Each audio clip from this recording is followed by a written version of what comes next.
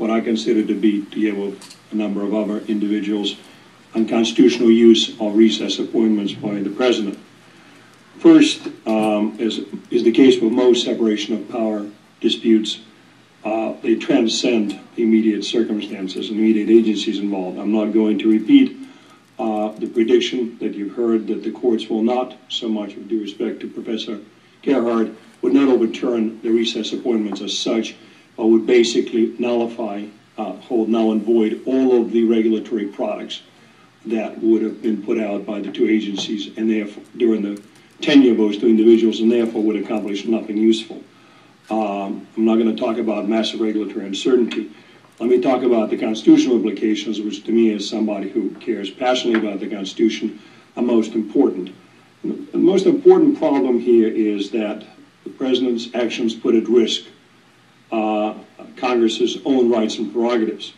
The most important one, of course, and we heard about it earlier today, is the scope of congressional power to determine the rules of its proceedings. Until now, it's always been assumed that Congress alone can set the terms of its sessions and evaluate compliance with the rules. The President's functionalist approach effectively strips this power from Congress, claiming that he may look past Congress's own judgments and determine for himself their legal effect.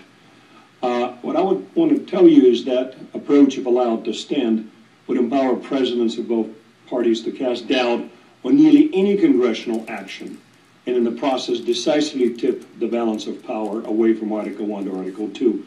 Now, we've heard a little bit of a discussion this morning about how that would work in the context of appointments. The President indeed can staff the entire executive branch with make-believe recess appointments and therefore eviscerate this very important check and balance that the framers placed in the Senate.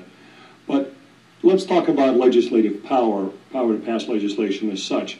Let's forget about appointments for a second. The President, of course, as we all know, is a participant in the legislative process, but he does not have an absolute veto. Presidential vetoes can and have been overridden by veto-proof majorities in both houses.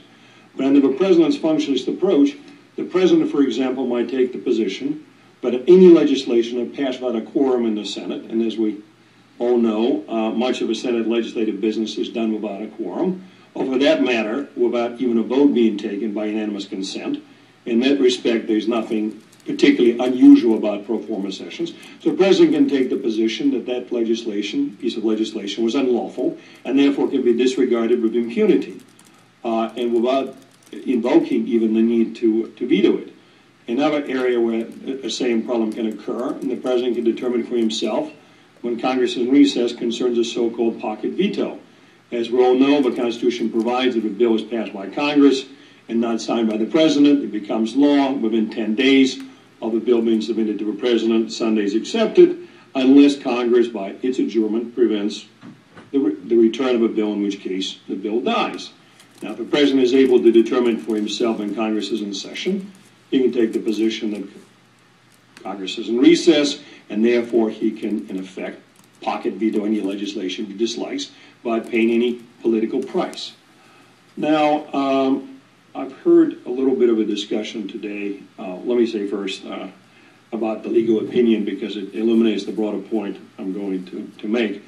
With all due respect, it's the worst opinion I've ever seen OOC issue. The first 18 pages of it go through OOC precedent that nobody is disputing. The analysis in pages 18 and 19 is entirely conclusory. Basically takes what animates this opinion, to put it very crisply, is that somehow the President is entitled to recess appointments. With respect, it's bunk. A recess appointment is a gap filler. It's available to a President when there's a recess. If Senate so wanted, it can arrange for itself to be in constant session, 24/7. The President does not have a power to secure a given number of recess appointments.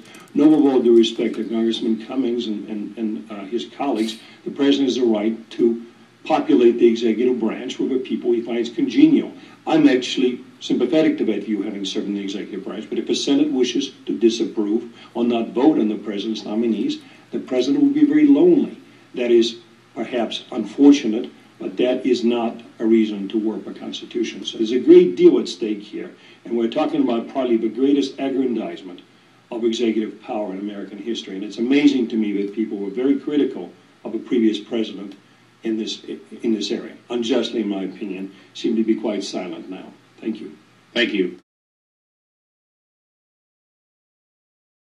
The Senate is in recess. When we send bills over there, I made that clear to Senator Lee that we often wonder what they're doing when we send them over and they die there.